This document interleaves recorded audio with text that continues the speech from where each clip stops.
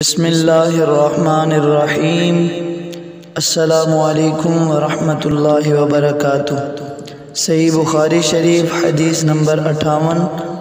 حضرت سیدنا زیاد بن علاقہ رضی اللہ تعالی عنہ سے روایت ہے، انہوں نے کہا میں نے حضرت جریر بن عبداللہ رضی اللہ تعالی عنہ کو یہ کہتے ہوئے سنا کہ جس دن حضرت مغیرہ بن شعبہ رضی اللہ تعالی عنہ کی وفات ہوئی، اس دن انہوں نے یعنی حضرت جریر بن عبداللہ رضی اللہ تعالی عنہ نے کھڑے ہو کر اللہ تعالیٰ کی حمد اور ثنا کی اور کہا، تم لوگ اللہ وحدہ لا شریک لہ کے ڈر اور اس کی تعظیم اور سکون کو لازم رکھو، حتیٰ کہ تمہارے پاس نیا امیر آ جائے، کیونکہ وہ ابھی آئے گا۔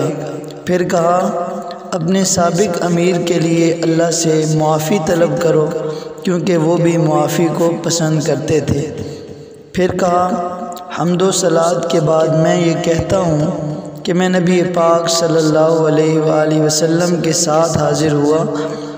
میں نے کہا، میں آپ صلی اللہ علیہ وآلہ وسلم سے اسلام پر بیعت کرتا ہوں، تو آپ صلی اللہ علیہ وآلہ وسلم نے مجھ پر یہ شرط لگائی کہ میں ہر مسلمان کی خیر خواہی کروں گا۔ سو میں نے آپ صلی اللہ علیہ وآلہ وسلم سے اس پر بیعت کر لی، اور اس مسجد کے رب کی قسم میں تمہاری خیر خواہی کرنے والا ہوں۔ پھر انہوں نے حضرت مغیرہ بن شعبہ رضی اللہ تعالی عنہ کے لیے مغفرت طلب کی اور ممبر سے اتر گئے۔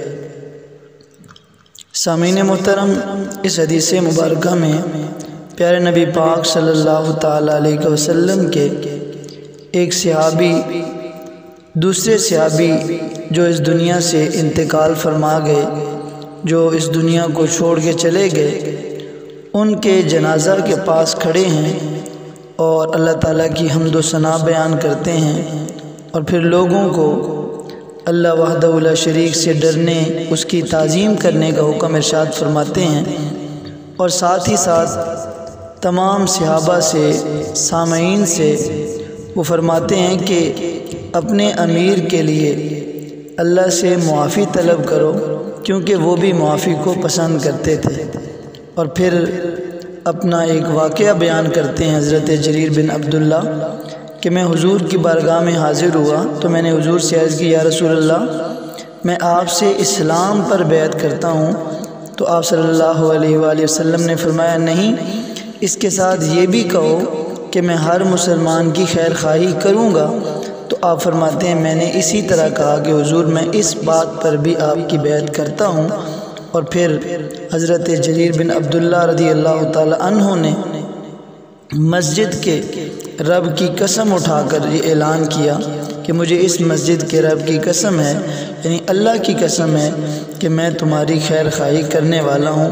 اور آخر میں حضرت جریر بن عبداللہ رضی اللہ تعالی عنہ نے حضرت مغیرہ بن شعبہ رضی اللہ تعالی عنہ کے لیے مغفرت طلب کی اور ممبر سے نیچے تشریف لائے۔ اس حدیث مبارکہ سے اس دنیا سے جانے والوں کے لیے اللہ تعالیٰ کی بارگاہ سے معافی مانگنا، ان کے لیے مغفرت طلب کرنا، یہ چیزیں ثابت ہو رہی ہیں۔ اللہ تعالیٰ کی پاک بارگاہ میں دعا ہے کہ مالک ہمیں تمام اعمال صالحہ بجا لانے کی توفیق نصیب فرمائے۔ آمین ثم آمین۔